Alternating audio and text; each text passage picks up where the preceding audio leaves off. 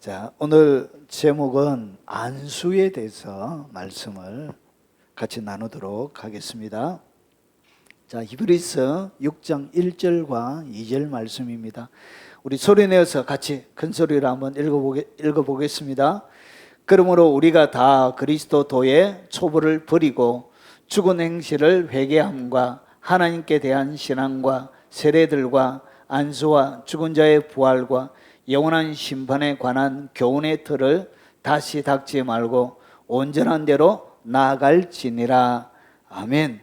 자, 오늘 우리가 읽었던 이 두 절에는 초대 교회의 아주 중요한 6가지의 교리가 담겨져 있습니다. 자, 초대 교회 때 그리스도의 초보적인 교리, 오늘 이 도를 어떻게 번역하느냐에 따라 이렇게 다르게 이렇게 나옵니다. 쉬운 단어를 엄청 어렵게 번역했어요. 그래서 이분이 요 번역을 한 이 사람은 꿀밤을 한 대 때려버리고 싶어요. 이 번역 보십시오. 자, 이것이 뭐냐? 초보의 교리, 도, 다른 말로 말씀입니다. 6가지가 뭔지 한번 살펴보도록 하겠습니다. 자, 그리스도 도의 초보 이렇게 되어 있는데 이 도라는 이것을 번역을 이 도라 이래나니까 헷갈리는 거예요. 성도들이 도대체 도가 뭐냐? 이 헬라 원문으로 보면 너무나 이 단어가 쉬운 단어예요. 자, 이 도라는 이 단어가 로고스입니다. 로고스가 뭐죠? 말씀이죠, 말씀.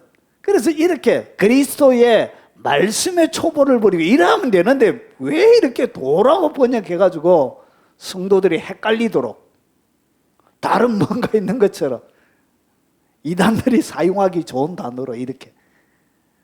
이것은 뭐냐? 헬라 원문에 보면 로고스로 되어 있습니다. 하나님의 말씀을 얘기하는 것입니다. 자, 그러면 이 단어를 이 히브리서 1장 6장 1절과 2절을 다른 번역본에는 어떻게 번역을 해놨는지 한번 보겠습니다. 자, 표준 새 번역에는 이렇게 번역을 해놨습니다. 그러므로 우리는 그리스도 교회 초보적인 교리, 이 교리가 뭐죠? 기본적인 핵심적인 가르치는 이치를 얘기하는 것이죠. 그래서 그것을 우리가 교리라고 부릅니다. 그런데 이 교리 A 해놨죠. A 해놓은 거 밑에 갈로를 보면 A를 뭐라고 해놨죠? 말씀이라 해놨죠. 이것이 뭐냐? 이것이 정확하게 번역하는, 그냥 그리스도의 말씀의 초보를 이렇게 하는 것이 가장 이해하기 쉽게 원문에 가깝게 번역을 한 것입니다.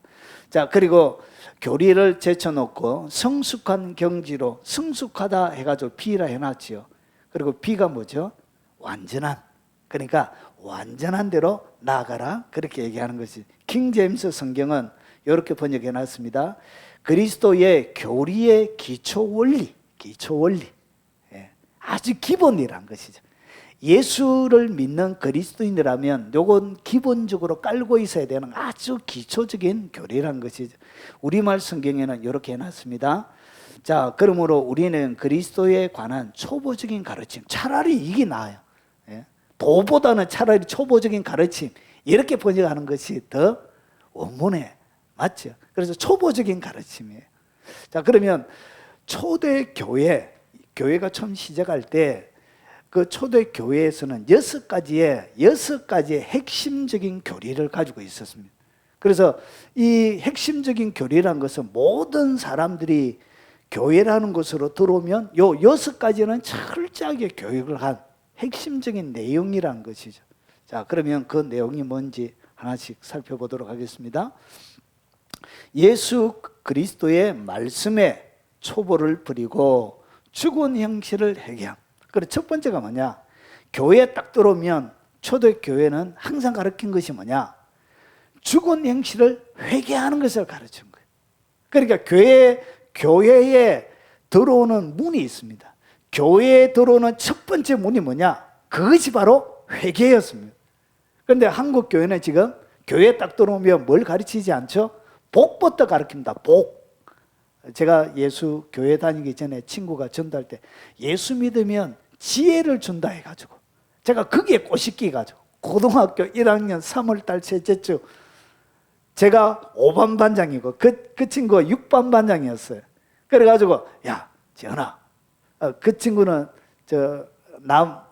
남미에 페루인가, 예, 그게 선교사라고. 그 친구가 저를 전도했습니다. 재현아, 교회 가면 지혜 준다, 지혜. 제가 지혜에 대한 갈구함이 있었거든, 그때. 그래, 교회 가면 지혜 줘? 알았어. 가자 하길래, 알았어, 가자. 해가지고, 그때부터 제가 줄기차게 다니기 시작했던 거예요. 지혜 준다 해서. 지혜가 온 게 아니고, 핍박이 왔으면 핍박. 제가 장손인데, 제일 처음에 부딪히는 첫 번째 장애물은 제사였습니다. 제사.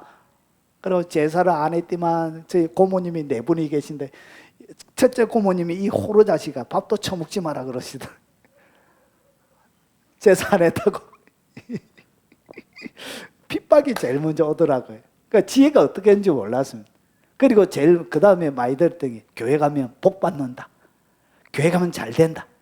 근데 초대교회는 그렇게 안 가르쳤어요. 초대교회는 이 사람이 교회 다니든 안 다니든 그거는 상관없이 진리를 정확하게 가르친 거예요. 교회 들어오려고 하면 제일부터 뭐부터 해야 되냐? 회개부터 해야 되냐? 뭐에 대한 회개냐? 이거에 대한 회개입니다. 에베소서 4장 여기 딱 보면 그러므로 내가 이것을 말하며 주 안에서 정언하노니 이제부터 너희는 이방인이 그 마음에 허망한 것으로 행한같이 행하지 말라.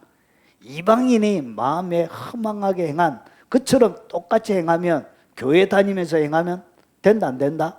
안 된다. 이거부터 가르치는 거예요. 그 시대에는 예수 믿는 것은 재산이 다 빼앗기고 유대인들이 믿게 되면 출교당하고 집에서 쫓겨나고 그리고 길 가다가 사람들 앞에 잡혀서 죽임을 당해도 법적으로 아무런 문제가 없어요. 그러니까 살인이 안 되는 그런 시대에 살았습니다. 그래서 예수 믿는 것 자체가 모든 것을 다 버리는 거예요. 그러니까 이것은 엄청난 헌신이 아니면 예수 못 믿는 거예요. 그래서 내가 주라 예수님을 나의 구주로 고백한다. 이것은 자기의 생명을 버린 것과 같은 자살행위와 같은 거예요. 그래서 그들이 재산 다 빼앗기고 어디에 갔냐? 암홀, 토굴, 그리고 지하 카타콤 무덤 밑에 그리고 흙을 파고 그렇게 살았습니다. 몇 년 동안 313년 콘스탄틴 대제가 기독교로 공인하기까지 그렇게 암흑에서 이렇게 지하에서 이렇게 보낸 거예요. 그래서 예수 믿는 것 자체가 그들에게 엄청난 희생이 따르는 거예요. 그래서 제일 처음에 딱 들어오면 뭐부터 배워야 되냐? 이 세상에서 살아가는 이방인의 삶에 대한 철저한 회개부터 가르친 거예요. 그러니까 다 버리고 가는 거예요. 재산도 다 잃어버리고 부모도 순교당하고 초대교회는 거의 대부분이 많은 사람들이 순교당했습니다. 예수님의 12제자부터 시작해서 잡히면 죽었어요. 사자의 밥이 되든지 화형을 당하든지 거꾸로 십자가에 달리든지 그리고 검투사가 되어져서 서로 찔러 죽이든지 이렇게. 자, 그래서 이방인의 마음에 흠함으로서 행함같이 행하지 말며, 자, 이방인의 마음에 흠망한 것으로 행하게 되면 어떤 일이 일어나냐? 그들의 총명이 어두워지고, 그러니까 이방인의 마음이 흠망한데 세상에 딱 사로잡혀 있으면 뭐가 없으냐? 총명이 사라져요. 총명이. 자, 그들 가운데 있는 무지함과 그들의 마음의 굳어짐으로 말미암아 하나님의 생명에서 떠나 있도다. 마음이 허망한 데 사로잡혀 있으면 하나님의 생명에서 어떻게 되냐? 떠나게 돼요. 총명도 어두워지고 무지하고 그리고 마음이 딱 굳어져 버려요. 그래서 이 회개가 뭐냐? 총명을 통해 총명이 공급되어지고 무지에서 깨어나고 마음의 굳어짐에 마음이 이렇게 기갈이 되는 거예요. 마음이 갈아엎어지는 거예요. 그렇게 해서 하나님의 생명에서 떠나지 않도록 생명의 씨앗이 뿌려질 수 있도록, 그래서 그들이 감각 없는 자가 되어 자신을 방탕에 방임하여 모든 더러운 것을 욕심으로 행하되 결국은 마음에 허망한 것으로 가득 들어차 있는 사람은 어떻게 사냐? 이렇게 사는 거예요. 자신을 방탕하게 방임을 하는 거예요. 방탕한 삶을 사는 거예요. 그리고 모든 더러운 것을 욕심으로 딱 하는 거예요. 속에 욕심이 가득한 거예요. 자, 이렇게 사는. 이런 것을 어떻게, 이것을 갖다가 뭐라 그러냐? 죽은 행실이라 그런 거예요. 그래서 생명에 떠나 있게 하는, 나를 죽게 만드는 행실을 많은 것, 철저하게 회개하는 것. 그래서 예수 믿는 사람들에게 가장 중요하게 있어야 될, 교회에 딱 들어오면 제일 처음에 만나게 되는 문이 뭐냐? 회개의 문을 만나게 돼요. 회개의 문을 딱 만나면 그 다음에 문이, 두 번째 문이 바로 믿음의 문이에요. 그 다음에 문이 바로 믿음입니다. 보십시오. 이게 뭐냐? 하나님께 대한 신앙이에요. 하나님께 대한 신앙. 그래, 왜 히브리서를 번역한 이 학자가 왜 이렇게 이 전통적인 보수적인 사람이 이 히브리서를 번역을 안 한 것 같아. 여기 아마 예수 안 믿는 사상이 조금 이상해요. 그래서 이것을 갖다가 하나님께 대한 신앙하면 뭔가 애매모호하잖아요. 그래서 여기 보십시오. 이 신앙이 뭐냐? 요거에 비슷했어요. 이게 뭐죠? 믿음이에요, 믿음. 그래서 하나님께 대한 믿음하면 쉬울 걸 신앙이라고 하니까 이게 뭔가 명확하지가 못한 거예요. 자, 그래서 하나님에 대한 믿음이에요. 하나님께 대한 신앙, 믿음. 그래서 두 번째, 첫 번째 문이 뭐냐? 회개의 문을 통과하고, 그 다음에 회개의 문을 통과할 때 믿음의 문이 그제서 열리는 거예요. 그래서 그 다음에 믿음, 그 다음에 나오는 것이 뭐냐? 세례. 근데 세례가 우리 한국 교회는 요즘 대부분의 많은 교회들이 세례, 물세례 하나만 있다고 가르치죠. 자, 그러면 성경은 뭐라 그러냐? 성경은 가만히 보니까 세례가 아니고 세례들이라고 이래 해놨습니다. 여러분, 무엇이든지 성경을 기초로 믿고 있다면 성경이 얘기하는 대로 따라와야 그게 옳은 것입니다. 그러면 초대 교회는 세례를 물세례 하나만 믿은 것이 아니란 것이죠. 그래서 엄격하게 나누면 세 개고요. 세례들. 그리고 이것을 폭넓게 나누면 세례가 두 개가 되어집니다. 자, 저는 엄격하게 나누어서 세 개를 설명을 드리겠습니다. 왜 세례들이냐? 예, 이것이 맞습니다. 세례들 해야 맞는 것입니다. 성경적으로. 자, 예수님을 영접하게 되어지면 어떤 일이 일어나냐? 보십시오. 에베소서 1장 13절에 보면 예수님 영접하는 장면이 나와요.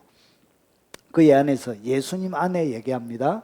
너희도 진리의 말씀 곧 너희의 구원의 복음을 듣고, 그러니까 우리가 제일 처음에 예수님을 믿기 전에 뭐하냐? 하나님의 복음의 말씀을 우리가 듣는 거예요. 복음의 말씀을 딱 듣고 난 다음에 그 안에서 또한 뭐하여? 믿어. 그러니까 복음의 말씀을 제일 처음에 듣고, 그래서 너희가 듣고 그 다음에 믿어서 딱 믿으면 뭐가 나냐? 믿는 순간 약속의 성령으로 인치심을 받는. 그러니까 내가 예수님을 나의 구주로 딱 믿고 말씀을 듣고 딱 믿게 되면 성령님이 우리에게 들어오시면서 뭘 친다고요? 인을 딱 쳐요. 무슨 인을 치는지 한번 보십시오. 베드로전서 1장 2절에 보면 곧 하나님 아버지의 미리 아심을 따라 성령이 거룩하게 하심으로 순종함과 예수 그리스도의 피 뿌림을 얻기 위하여 택하심을 받은 자들에게 편지하노니. 그러니까 예수님을 믿는 것을 어떻게 표현하냐? 예수 그리스도의 피 뿌림을 얻기 위하여 택한 자래. 그래, 택한 자는 뭘 받는다고요? 예수 그리스도의 피 뿌림을. 누가? 성령님이 들어오시면서 인을 치는데 어떤 인을 치냐? 예수 그리스도의 보혈의 피로 우리를 인을 치는 거예요.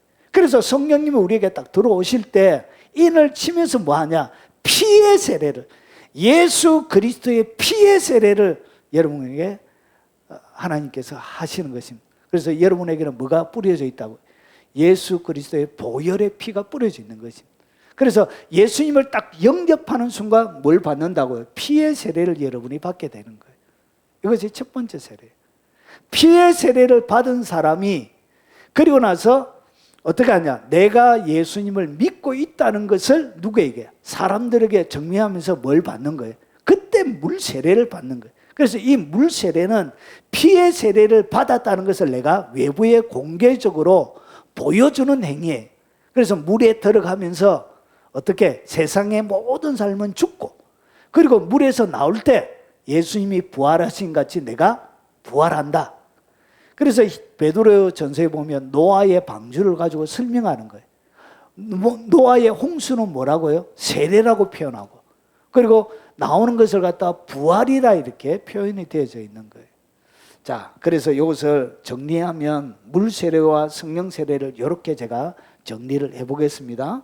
자, 사도행전 8장 12절에 보면 이런 말씀이 있습니다. 빌립은 초대 교회 7 집사 중에 한 사람이었습니다.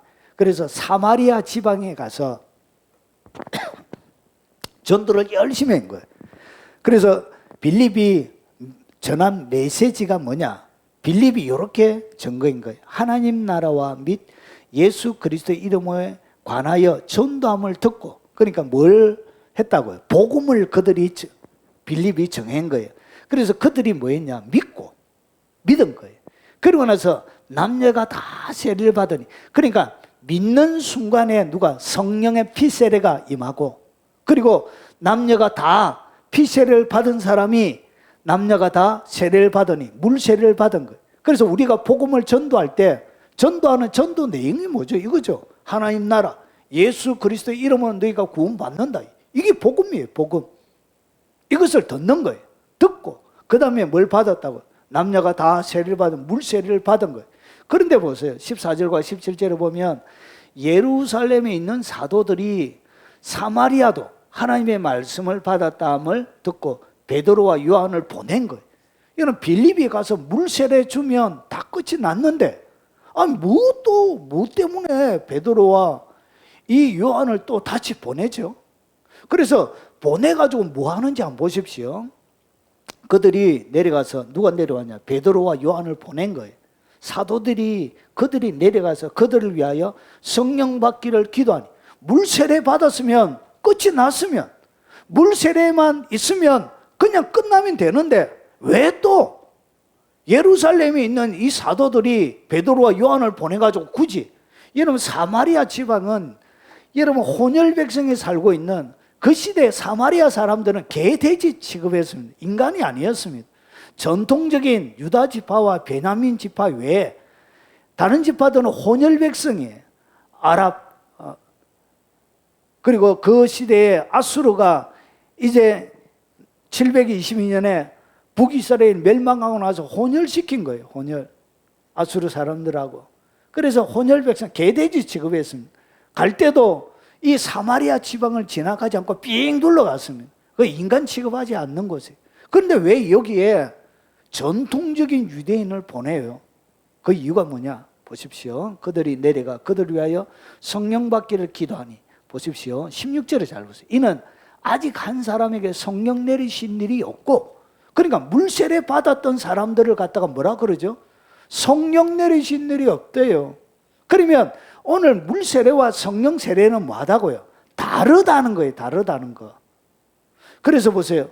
오직 예수 그리스도 이름으로 세례만 받았을 뿐이다. 예수님의 이름으로 받은 세례를 갖다가 뭐라 그러죠? 그건 물세례라 그런 거예요. 그러니까 물세례와 성령 세례를 엄격하게 구분하고 있는 거예요. 물세례만 받은 사람을 갖다가 뭐라 그러냐? 이는 아직 한 사람의 성령 내리신 일이 없고, 그러니까 두 번째 성령 세례는 위에서 갖다 붓는 것처럼, 기름을 붓는 것처럼 뭐 하나고요? 위에서 다시 붓는 거예요. 그리고 우리가 예수님을 영접할 때 하는 것을 갖다가, 이것을 갖다가 성령의 내주라 그래요. 성령님이 우리 속에 들어오시는 거예요. 내주하시는 거예요. 이것은 붓는다고 표현하는 게 아니에요. 붓는다는 것은 성령의 외주, 성령 세례를 얘기하는 거예요. 그래서 여기에 보니까 두 개가 같이 있는 거예요. 그래서 그들을 위하여 성령 받기를 기도하니, 물 세례만 필요하다면 굳이 성령 받기 위해서 기도할 필요가 없잖아요. 그래서 성령 받기를 기도했으니까 17절에 보세요. 이에 두 사도가 그들에게 안수하며 성령을 받는지라. 성령을 받는데. 그러니까 물 세례와 성령 세례는 다르다. 그래서 초대교회는 항상 어떻게 했냐? 물 세례만 준 게 아니에요. 물 세례 받고 나서 반드시 누구를 보냈다고요? 사도들을 보내서 모든 신자들이 성령 세례 받도록 했다니까요. 그래서 세례가 물 세례만 있는 게 아니에요. 한국 교회처럼 물 세례 이렇게 가르치는 게 아니에요. 원문에는, 그리고 그 시대에는 무엇을 가르쳤다고? 엄격하게는 세례가 세 가지로 있습니다. 세 가지의 세례. 믿습니까? 그래서 제한으로 한 개를 양보한다 해도 이런 두 가지가 되는 거예요. 물 세례와 성령 세례. 그래서 받아야 되는 거예요. 받아야 돼. 성령을 받을지어다. 예, 성령 받아야 돼. 성령 받아야 능력 있는 삶을 사는 거예요. 성령의 세례를 받아야 기도가 1시간 이상 쫙 넘어가는 거예요. 어떻게 성령 세례 안 받고 8시간씩 기도해요? 5시간씩 기도해요? 그것은 불가능한 것입니다. 왜 기도가 깊어지지 않냐? 성령의 세례를 못 받아서 그래요. 성령의 불을 받으시기 바랍니다. 예. 자, 이것이 세 번째 가르침. 그래서 제일 첫 번째 회개의 문이 열리고, 그리고 그 다음에 믿음의 문이 열리는 거예요. 하나님께 대한 신앙, 믿음의 문. 그 다음에 뭐냐? 세계를 통해서 폭발적인 은혜와 권능의 문이, 은혜의 문이 그때 열리는 거예요. 능력의 문이 그때 열리는 거예요. 그런데 우리는 뭘 빼버렸다가? 회개의 문을 빼버린 거예요. 저 뒤에 있는 축복의 문을 위에다가 제일 처음에 타이틀로 올려놓은 거예요. 그러니까 순수가 뒤바뀌니까 교회가 뭘 잃어버린 거야? 능력과 권능을 잃어버린 거야. 능력과 권능. 그래도 세례도 하나만 딱 가르치는 거예요. 물 세례. 성령 세례를 왜 가르치지 못하냐? 받아본 경험이 없어서 그래요. 성령 세례를 목사들이 받아본 경험이 없으니까 이게 있는지 없는지 책에는 받기는 받는데 물 세례만 가르치는 거예요. 자, 그리고 그 다음에 오늘 우리가 다룰 네 번째 뭐가 있다가 안수가 있는 거예요. 안수. 이 안수는 초대 교회 뭐라고? 기독교 말씀의 초보예요. 초보. 그래서 이것은 아주 기초적인, 이것은 아주 중요한 의미를 가지고 있습니다. 자, 그래서 이 안수가 뭐냐? 이 한글에는 안수되어 있지만 헬라 원문에는 이것이 두 개의 단어예요. 하나는 손, 하나는 얻는다. 손을 얻는 것을 갖다가 안수라 그래요. 그래서 여기 보면 얻는, 은점, 공식적으로 손을 놓는 것을 얘기하는 거예요. 그러면 요거 207이 뭐냐? 207이란 것은 부과하는 거예요. 호의로. 이것은 두 가지 의미로 사용되어집니다. 좋은 의미로 사용되어지기도 하고 안 좋은 의미로 사용되어지기도 하는데 이것은 부과하는 거예요. 뭘 부과하냐? 더해주는 거예요. 부과하다, 더하다. 그런 나쁜 의미로 공격하다. 그래서 이 안수에는 두 가지가 같이 하는 거예요. 하나님의 능력이, 하나님의 좋은 것들이 우리에게 더딥혀지기도 하고, 그리고 이것을 통해서 뭐도 일어난다? 영적인 공격도 같이 일어나는 거예요. 그래서 이 성령 세례를 통해서 성령의 세례를 받으면 두 가지가 같이 열려요. 성령의 능력도 임하지만 악한 영들의 세계도 같이 열려요. 두 개가. 그래서 공격도 더 치열해져요. 자, 그래서 이 안수는 뭐냐? 우리에게 없는 뭔가를 더해주는 거예요. 더딥혀주는 그런 의미를 가지고 있습니다. 자, 그리고 죽은 자의 부활, 그리고 그 다음에 영원한 심판. 이것이 뭐냐? 초대교회의 6가지의 중요한 교리였습니다. 이것이 초대교회가 모든 새로운 신자들이 오면 철저하게 가르쳤던 기본 교리예요. 기본 말씀이에요.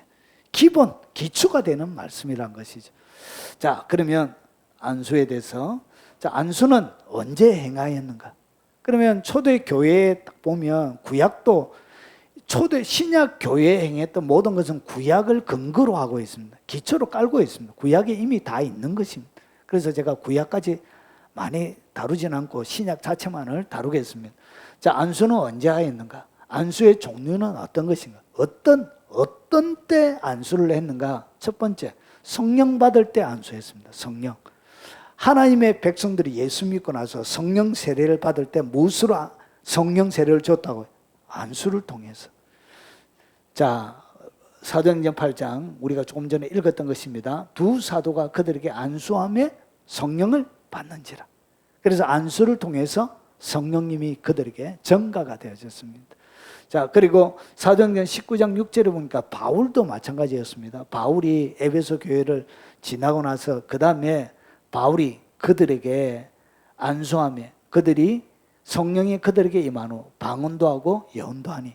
여러분, 아볼로가 사역하던 거기에 가보니까 바울이 초대교회 인사가 있었습니다. 초대교회 인사.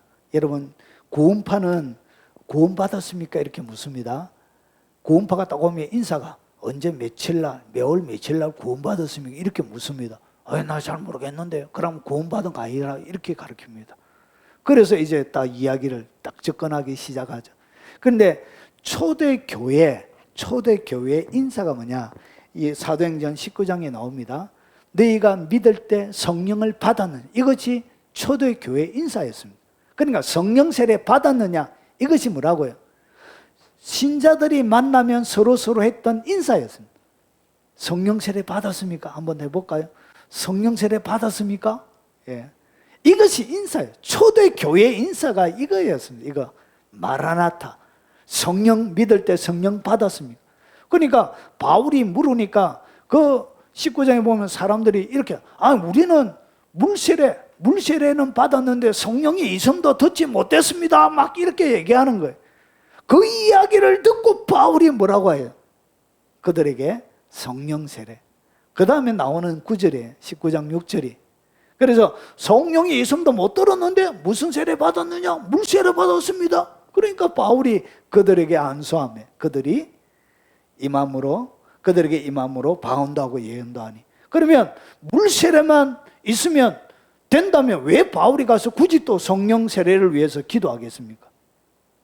왜 그랬죠? 이것이 반드시 필요하다는 거예요. 그래서 세례들을 받아야 되는 거예요. 물세례만 받으면 되는 것이 아니고 성경대로 믿어야 합니다. 성경대로.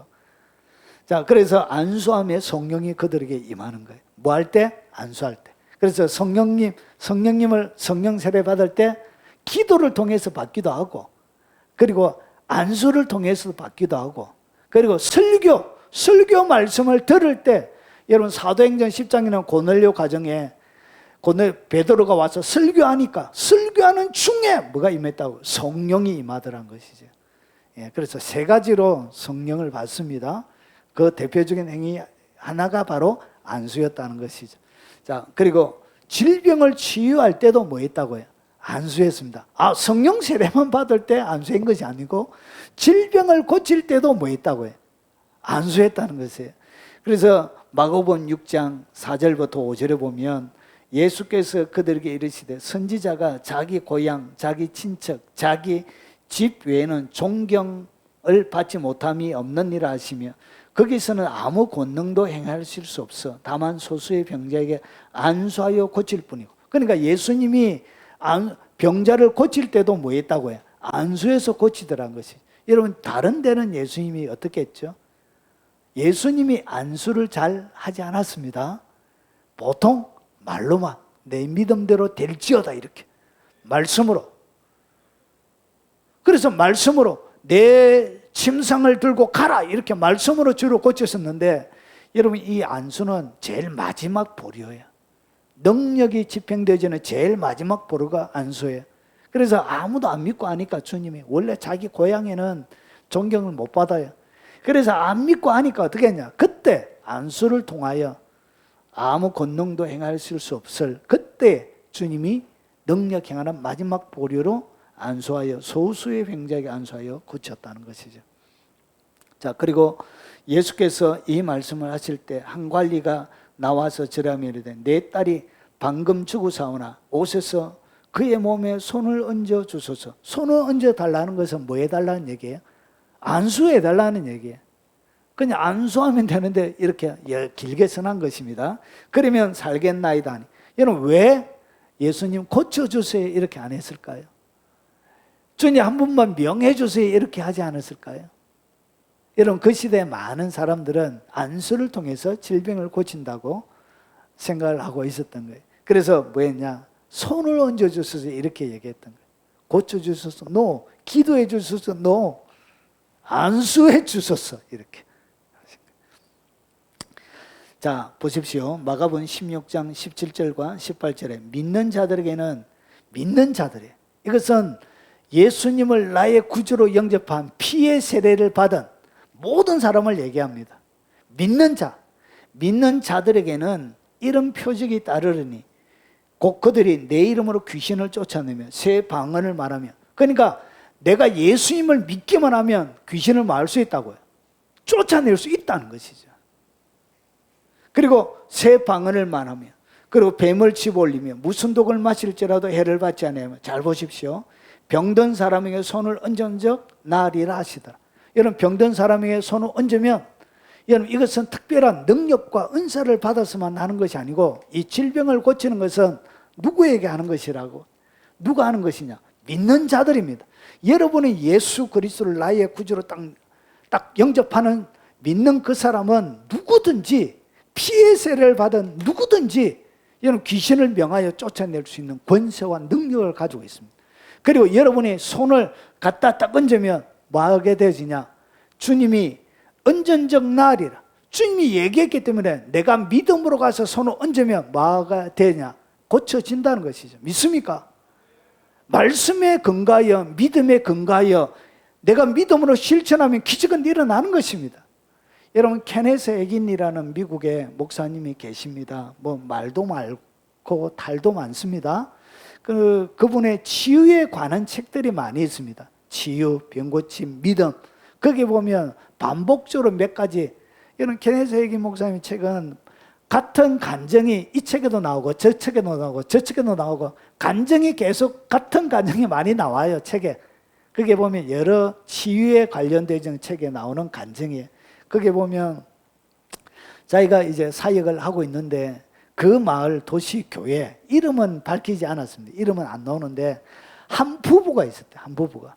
여러분, 그 시대에 이 에긴 목사님이 사역할 때, 그 시대에는 교회에서 병을 고치는 이런 것은 설교 말씀에 나가지 않는 그런 시대였습니다.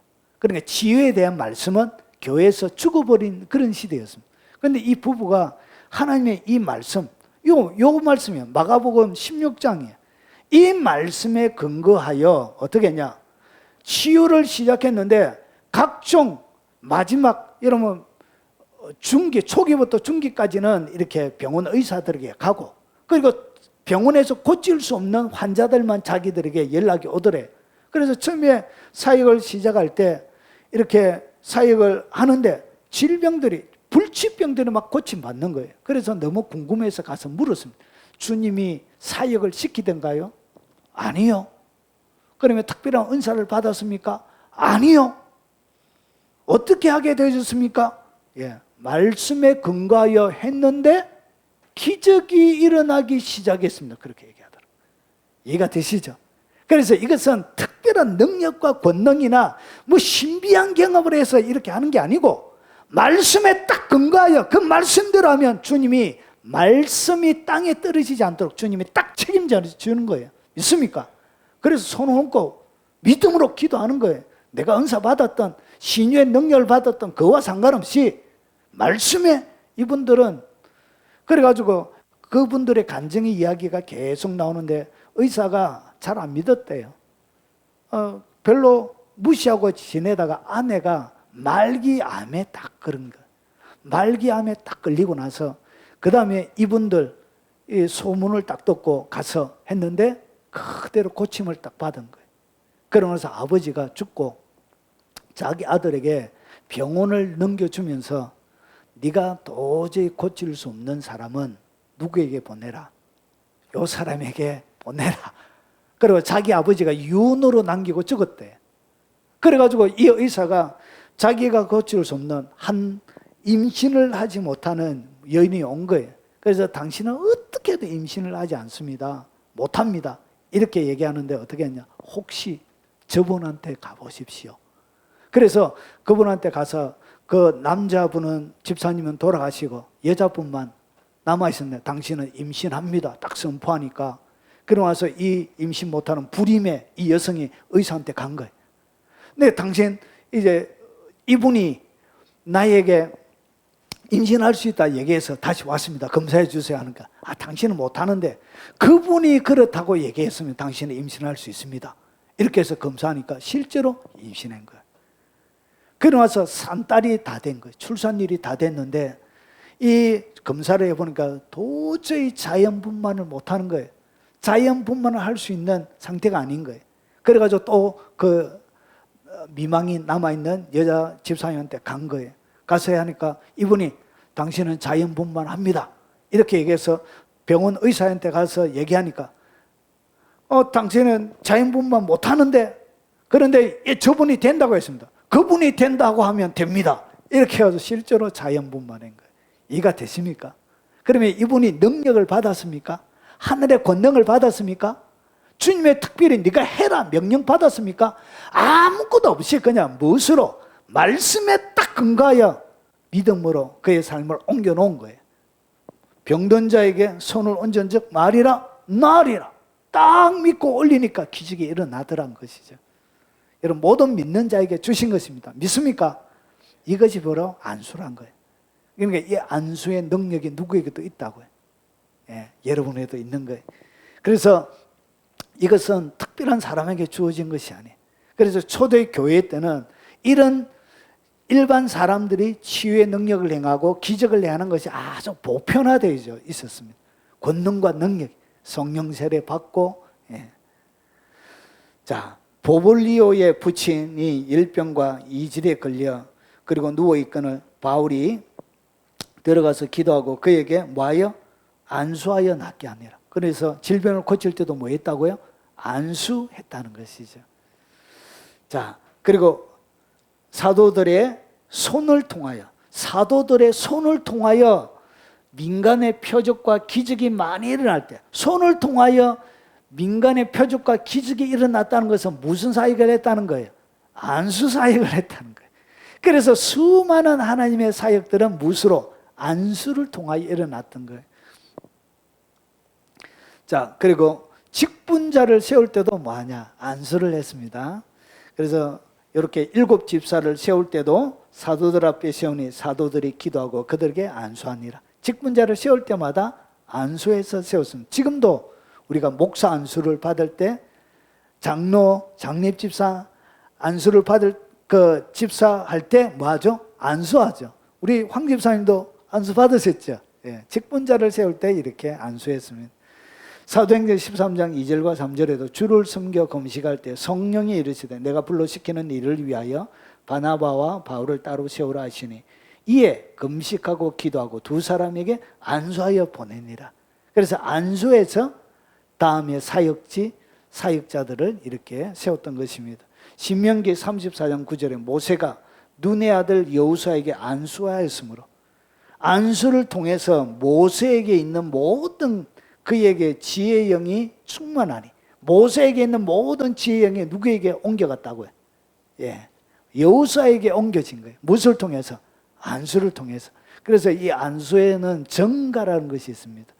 그 사람이 가지고 있는 능력이 안수를 받는 사람에게 정가가 돼요. 전기가 흘러가는 것처럼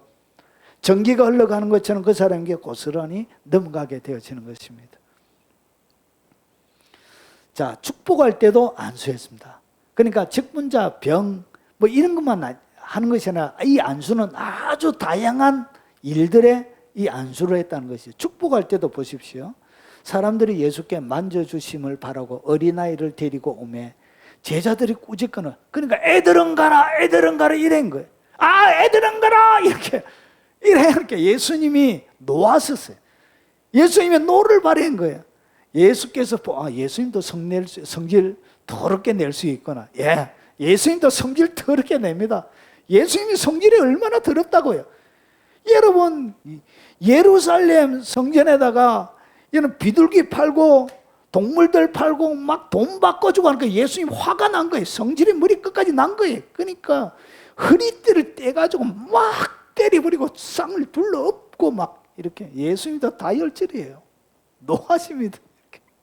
그래서 보십시오. 예수께서 보시고 노하여 이르시되 어린아이들이 내게 오는 것을 용납하고 감하지 말라. 그러면서 잘 보세요. 그 어린아이들을 안고 그들 위에 안수하시고 축복하시니라. 그러니까 축복해 줄 때도 뭘 했다고요? 안수할 때. 이 안수라는 것이 단순하게 막 직분자만 세우는 것, 병 고치는 것 이런 것만 있는 것이 아니고 복을 줄 때도 안수를 한 거예요. 이 안수란 것이 다양하게, 마치 우리가 MRI가 머리도 찍고 그리고 팔다리도 찍고 내장도 찍고 그리고 여러분 모든 뼈도 짚고 이렇게 하는 것처럼 안수가 단순하게 하나의 기능만 있는 것이 아니라 손을 얻는 것은 똑같지만 이 기능은 아주 다양하게 있었던 거예요. 그래서 안수를 통해서 복을 이렇게 넘겨주기도 했습니다. 그리고 안수 받을 때 받은 은혜를 다시 회복할 때도 내가 살아가다가 은혜를 잊어버린 거예요. 이 은혜를 잊어버린 은혜를 다시금 회복할 때도 뭐였냐? 안수한 거예요. 보세요. 그러므로 내가 나의 안수함으로 내 속에 있는 이 디모데를 얘기합니다. 디모데 너희 속에 있는 하나님의 은사를 다시 부릴 듯 하기 위하여 너로 생각하게 하노니. 그러니까 안수함으로 뭐 하죠? 다시 은혜를 회복시켜주는 그런 역할도 하는 거예요. 그러니까 이 안수라는 것이 아주 다양하게 쓰여지는 거예요. 손을 넣는 것은 똑같지만 이 안수를 통해서 복이 흘러가기도 하고 회복되기도 하고 질병이 떠나가기도 하고 그리고 하나님의 사람들이 세워지기도 하고 성령을 받기도 하고 다양하게 일어나는 거예요. 그리고 안수는 동일시와 전가의 특징이 있습니다. 여러분 구약시대에 죄를 짓죠. 보십시오. 여호와 앞에 기쁘시게 받으시도록 드릴지니 그는 번제물 머리에 안수할지니. 그러니까 죄를 지은 사람이 뭘 끌고 오죠? 양을 끌고 오는 거예요. 양을 끌고 와서 그 다음에 양에다가 손을 딱 얹으면 그 사람의 죄가 누구에게? 양에게 옮겨가게 되는 거예요. 그러니까 안수를 받은 이 양은 나와 양은 동일이 되는 거예요. 똑같이 동일화가 되는 거예요. 양이 내가 되는 거예요. 그래서 양이 죽으면 내가 죽는 것이 되는 거예요. 그래서 안수를 통해서 뭐가 되지냐? 동일시가 되어지고 모든 것이 전가가 되는 거예요. 넘어가 버리게 되는 거예요. 나의 죄가 넘어가고 그렇게 되는 것입니다. 자, 그러면 이제 안수를 어떻게 받아야 되는지 말씀을 드리도록 하겠습니다. 그리고 여기는 두 가지를 제가 같이 하겠습니다. 안수를 하게 될 경우도 있습니다. 여러분들이 안수하십시오. 그거 죄가 아닙니다. 이 안수는 초대교회 때 아주 빈번하게 행해지는 믿음의 하나의 행위였습니다. 복을 나누는 행위요. 그리고 하나님의 귀신들을 쫓아내고 연약함을 고치는 하나님의 치료의 행위였습니다. 그래서 안수는 사람이 하지만 능력은, 역사는 누가 하죠? 하나님이 하시기 때문에 말씀에 딱 근거해야 하면 말씀에 나와 있는 것은 하나님이 딱 책임지십니다. 자, 그러면 보십시오. 이 안수할 때 함부로 하지 말고 함부로 받으면 안 돼요. 이 안수에 대해서 바울이 이렇게 얘기합니다. 자, 디모데전서 5장 22절에 보면 아무에게나 경솔히 안수하지 말고. 그러니까 이 안수라고 나에게 능력이 한두 번 드러났다고 해서 아무나 잡고 이렇게 대가리 잡고 이렇게 막 안수하지 말라는 것이죠. 아무나. 안수하기 좋아하는 목사들이 많아요, 이렇게. 아이고, 참네. 어떤 날 참 꼴값을 뜰 때도 있어요. 안 해야 될 경우도 있는 거예요. 예, 제가 그것도 말씀을 드리겠습니다. 그래서 함부로 안수는 하면 안 돼요. 왜 그러냐? 전가가 되기 때문에 그래요. 나에 있는 것이 좋은 것, 나쁜 것 두 개가 같이 가요. 좋은 것만 가면 괜찮은데 뭐도 간다고요? 나쁜 것도 가요. 동일시가 되거든. 전가가 되는 거예요. 전류가 흘러가는 것처럼. 자, 그래서 어떻게 해야 되냐? 마가복음 6장 4, 5절을 보니까 거기서는 아무 권능도 행하실 수 없어 다만 소수의 병자에게 안수하여 고칠 뿐이었고, 이 소수의 병자, 그러니까 고향에서는 아무도 예수님을 받아들이지 않았던 거예요. 예수님을 뭐 했다고요? 거부한 거예요. 예수님을 인정하지 않았던 거예요. 그러니까 예수님을 인정하지 않는 곳에는 아무 권능도 행하실 수 없어. 주님이 권능을 행하실 수 없었다는 것이죠. 거기에는 뭐가? 능력이 작동하지 않는다는 거예요. 뭐가 없을 때? 사모함이 없을 때는 손만 넣는 것이지 오히려 나쁜 것만 가지 좋은 것들이 그들 가운데 흘러가지 않는 거예요. 그래서 소수의 병자에게, 원하는 소수의 사람들에게만 주님이 하신 거예요. 자, 이것이 안수의 함부로 하지 않는, 경솔히 하지 않는 안수의 원리예요. 그래서 첫 번째는 뭐냐? 정결함을 잃어버린 상태에서는 안수하지도 말고 받지도 말아야 돼요. 그러니까 내가 정결하지 않을 때는 안수 받으면 안 돼요. 큰일 나요. 여러분이 여러분이 죄 짓고 정결하지 않는 상태에서 받으면 주로 누가 오냐? 이 정결하지 않는 것과 어울리는 악한 영들이 여러분에 임해요. 그래서 여러분이 정결하지 않는 상태는 절대로 영적인 것을 행하면 안 돼요. 큰일 납니다. 큰일 나요. 그래서 이 안수하기 전에 철저하게 회개하고 자신을 점검하고 안수받아야 돼요. 이게 명심하셔야 됩니다. 여러분이 만약에 혹시나 자녀들 위에 이렇게 안수를 하게 될 경우에도 여러분이 뭐 하지 않으면 정결하고 깨끗하지 않는 상태에서는 뭐 하지 말라? 안수하지 말라. 명심하셔야 돼요. 그래서 정결함을 잃어버린 상태에서는 안수를 하지도 말고, 그리고 안수하는 사람이 정결함을 잃어버린 사람들이잖아요. 타락한 지도자잖아요. 타락한 사역자잖아요. 안수받으면 안 돼요. 그에게 뭐가 온다고요? 좋은 것만 오는 것이 아니라 악한 그의 죄의 본성도 증가가 돼요. 악한 영들이 같이 증가가 돼요. 그래서 더러운 상태에서는 하면 안 돼요. 그리고 이 안수할 때는 철저하게 중요한 것이 뭐냐? 배척하거나 거역할 때는 하지 말라. 안 받는다고 하는데 이리 와라, 대가리, 대. 이렇게 하지 말라는 거예요. 여러분, 이런 분들이 많이 있습니다. 사역하시는 분들 중에 안수하는 것을 좋아해가지고 대가리 갖다 대. 이렇게. 말도 이래요. 대가리 갖다 대. 이래요. 하나님의 것을 나누는데 그렇게 천박하게 그러면 안 돼. 대가리가 뭐예요? 머리님 갖다 대서 이것도 좀 웃기지만, 예? 그래서 항상 뭐 할 때 사모하는데, 오늘 여기 보니까 배척하거나 거역할 때는 하면 안 돼요. 그 사람에게 뭐가 안 된다고요? 아무것도 흘러가지 않습니다. 적용되어지지 않습니다. 오히려 영적으로 더 피폐하게 만들 수 있는 뭐가 열린다고요? 영계가 열리기 때문에 함부로 하면 안 돼요. 그래서 여러분 철저하게 회개하고 자신을 점검하고 나서 그 다음에 받아야 되는 거예요. 아시겠죠? 그러면 여기가 회개가 안 되는 상태에서는 어떤 순간에도 뭘 받으면 안 된다. 안수 받으면 안 돼요. 하실 때도 여러분 우리 사역자들이 많이 들으시는데 회개로 정결하게 안 되어져 있는 사람은 안수하지 마세요. 목사님들, 선교사님들 그러면 안 돼요. 이것이 첫 번째. 그래서 바울이 아무에게 이게 누구냐? 준비가 안 되어져 있는 사람을 얘기합니다. 정결함으로 준비가 안 되어져 있는 사람. 그래서 경솔히 안수하지 말라는 것이죠.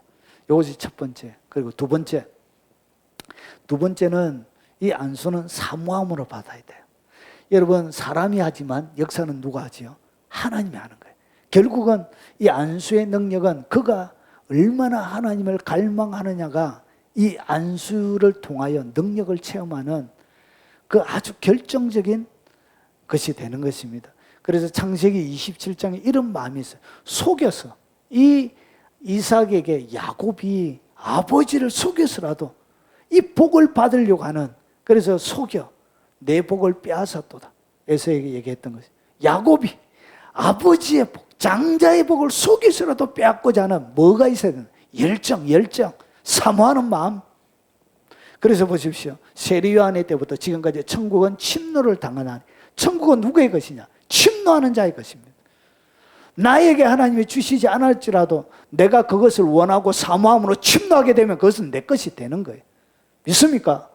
이 침노하는 열정이 있어야 되는 거예요. 천국은 침노하는 것입니다. 내게 약속이 안 되어져 있어도 약속 가운데, 하나님의 말씀 가운데 기록된 것을 내가 사모함으로 침노해서 들어가는 거예요. 그러면 그것은 내 것이 되는 것입니다. 그래서 이 은사도, 이 안수도 사모함으로 받는 자에게. 그래서 오라 너희는 모든 목마른 자들아 내게 오라. 주님이 부르시는 자는 목이 마른 자예요. 하나님을 향하여 갈망을 가진 목마른 자들. 그래서 사모함이 없는 자에게는 뭐 하지 말라? 안수하면 안 돼요. 사모함이 없는 사람에게는 안수해도 그것이 그에게 아무런 일이 일어나지 않아요. 이런 안수를 딱 하게 되면 사모하는 사람과 사모하지 않는 사람들은 몸에, 손의 느낌, 촉감 자체가 달라. 뭔가 이렇게 사모하는 사람들은 손을 얹으면 쏙 빨려 들어가는 손이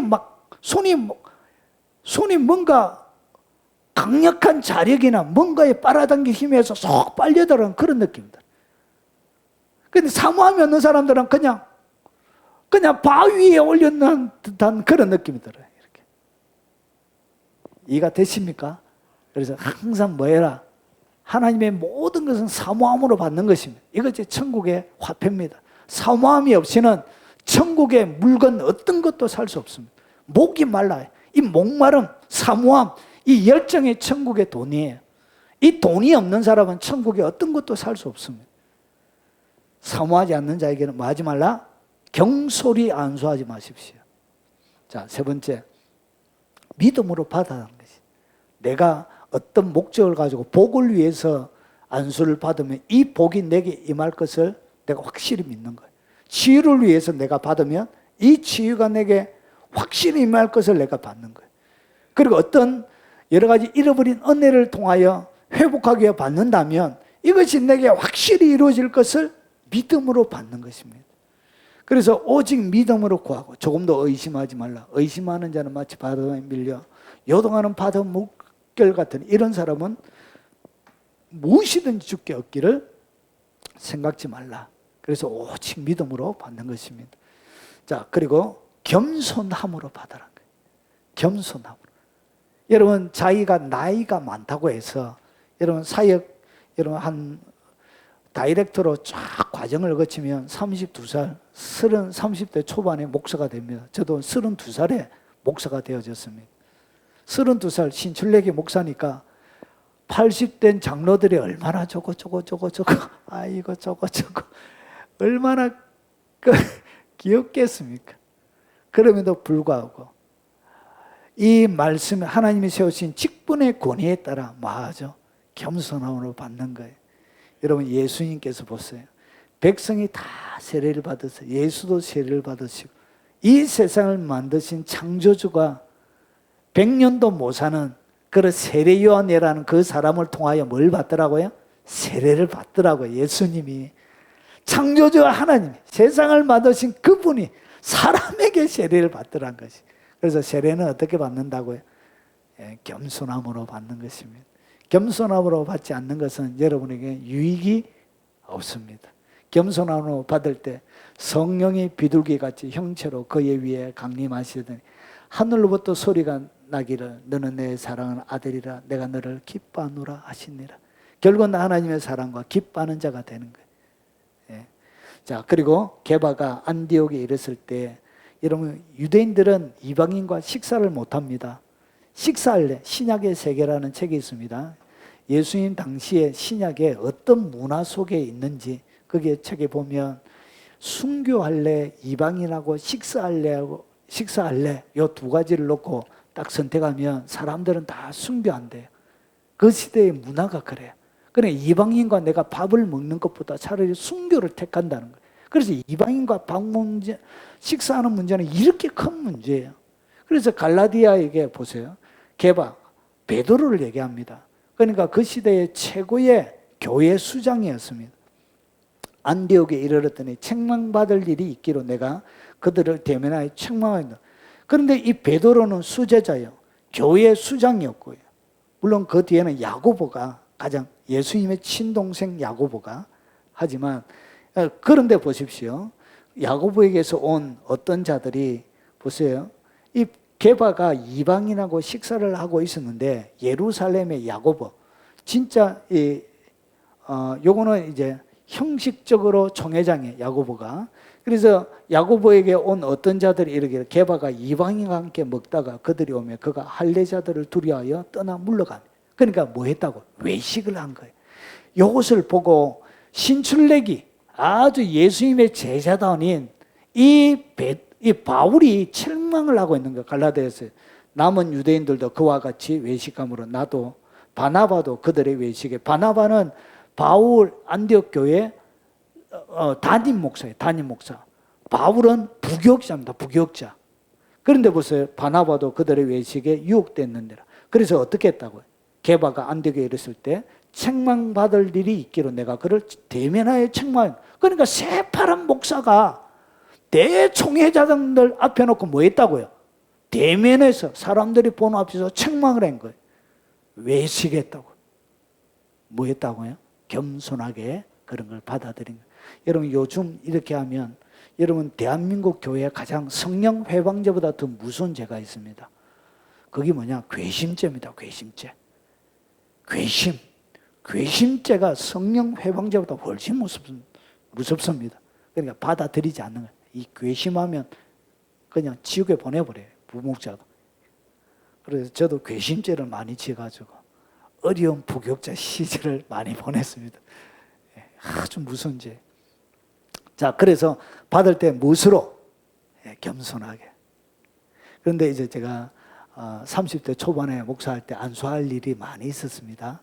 그런데 80 넘은, 그리고 이제 70 넘어가신 장로님들, 권사님들이 참 겸손하게 한 40살이라 어린 저에게 꿇어 앉아서 딱 안수 받을 때 그때 보면 제가 고개가 확 숙여지더라고요.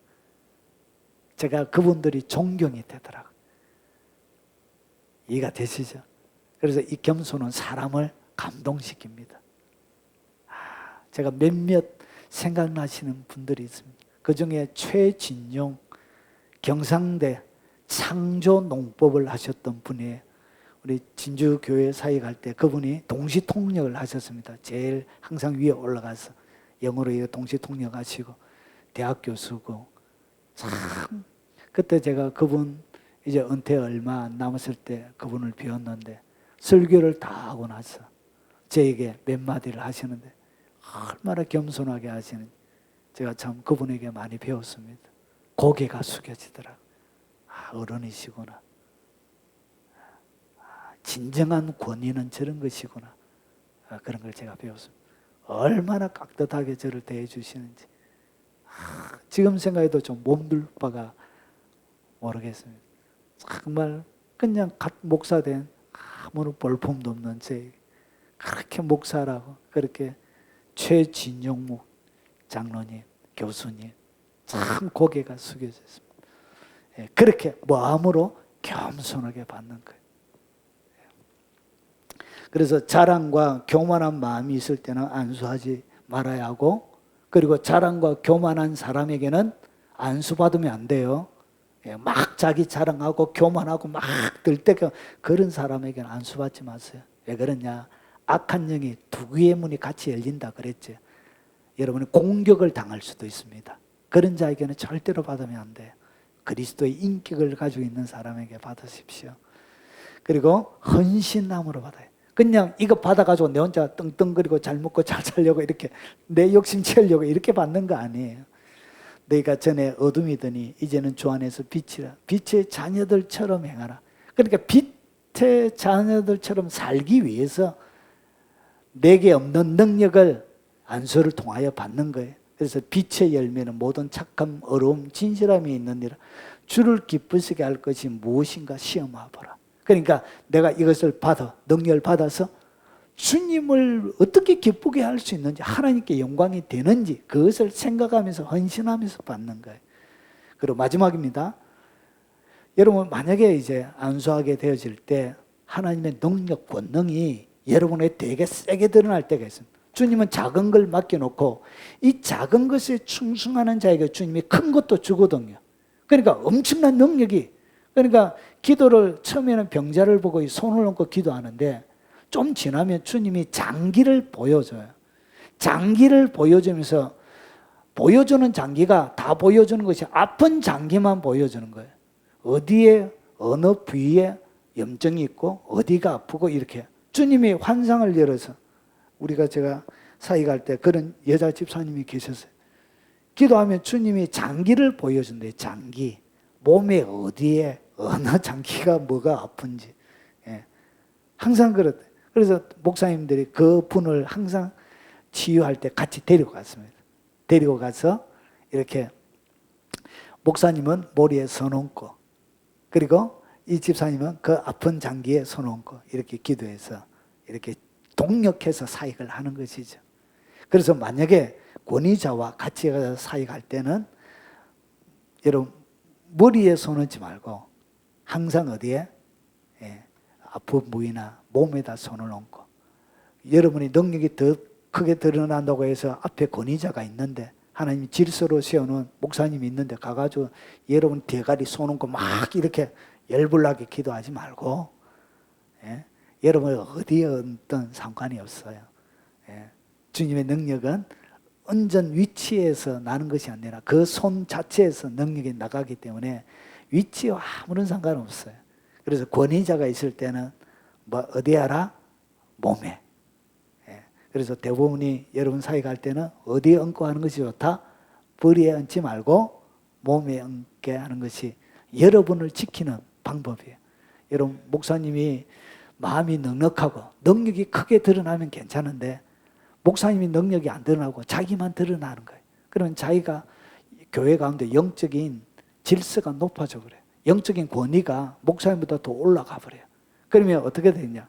결국은 그것들이 사단이 역사하는 통로가 돼요. 결국은 어떻게 하냐? 목사가 시기 질투가 나게 되고 결국은 자기보다 더 뛰어난 그 사람을 괘씸죄로 몰아가지고 결국은 어떻게 하죠? 강단에서 막 두드려 패가지고 결국은 쫓아냅니다. 결국은 어떻게 하냐? 여러분 목사님만 나쁘게 되는 것이 아니라 쫓겨나간 그분도 뭐예요? 하나님의 교회의 질서를 어지럽혔기 때문에 그 사람들에게도 더 이상 능력이 드러나지 않고 여러분 그 사람의 삶도 어렵게 되어져요. 왜냐? 사단이 가만히 안 둬요. 사단이 딱 잡아먹혀버려요. 결국은 쫓겨나니까 자기 마음속에도 뭐가 생기죠? 원망과 불평이 일어나고 목사님을 향한 분노가 일어나고 결국은 사단이 잡아버리는 거예요. 결국은 무너지게 되는 거예요. 그래서 항상 안수할 때 권위자의 권위 안에서 하시는 것이 좋습니다. 아시겠죠? 예, 제가 이제 안수에 대해서 말씀을 드렸습니다. 여러 가지로. 그래서 여러분 꼭 누가 안수해주고 안 해주고 그게 중요한 게 아니에요. 여러분이 사모하면 누가 찾아가신다고? 주님이 찾아가셔서 여러분에게 안수해 주실 것입니다. 그래서 주님이 오늘 여러분들에게 안수해 주는 그런 시간이 되셨으면 좋겠습니다. 자, 우리 찬양 하나 하고 제가 축도하고 마치고 동성기도 하도록 하겠습니다. 바쁘신 분들은 그냥 가셔도 됩니다.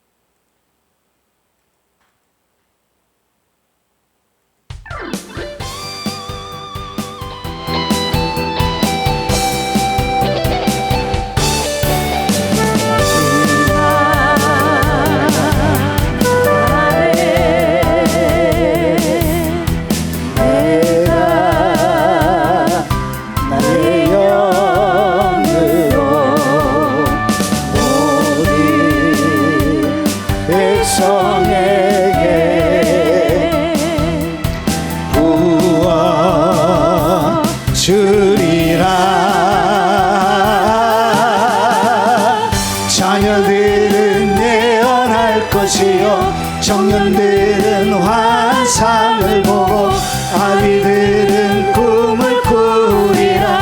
주의 영이 임하며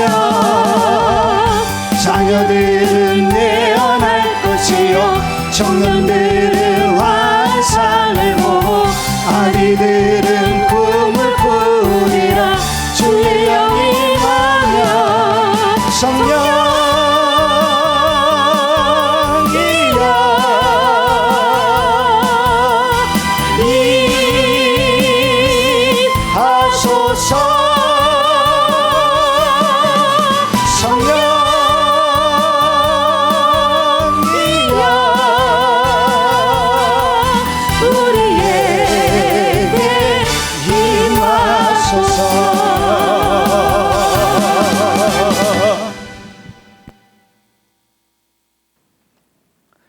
지금은 우리 구주 예수 그리스도의 은혜와 성부 하나님의 지극하고 크신 사랑과 성령님이 함께 하심으로 날마다 불같은 성령의 사람으로 이 땅 가운데 하나님의 영광을 담아내며 믿는 자로서 권세와 능력을 담아내길 원하는 이 자리에 참석한 모든 사랑하는 하나님의 백성들 머리 위에, 그리고 이후의 영상을 통하여 예배드리며 참여하는 국내외에 있는 모든 하나님의 사람들 머리 위에, 그들의 삶 위에 그리고 연로하신 그들의 부모님과 자녀들 머리 위에, 그리고 전 세계 교회와 동역자들 머리 위에 지금부터 영원 무궁토록 함께 있을지어다.